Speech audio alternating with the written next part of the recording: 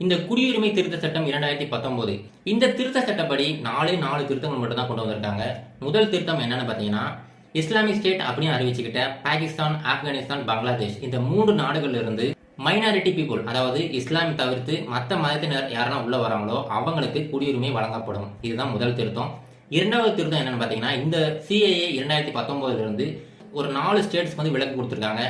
அசாம், மேகாலயா, மிசோரம், திரிபுரா இந்த 4 ஸ்டேட்ஸுக்கு விலக்கு கொடுத்துருக்காங்க. மூணாவது திருத்தம் என்னன்னு பார்த்தீங்கன்னா, இந்த ஓசிஐ அப்படின்னு அழைக்கப்படக்கூடிய ஓவர்சீஸ் சிட்டிசன் ஆஃப் இந்தியா இந்த பர்மிட் வந்து அவங்க ஏதாவது அன்லாஃபுல் ஆக்டிவிட்டிஸ் இல்லை ஏதாவது சட்டவிரோத ஆக்டிவிட்டிஸ்ல ஈடுபட்டாங்கன்னா அது ரத்து செய்யப்படும் அப்படின்னு சொல்லியிருக்காங்க.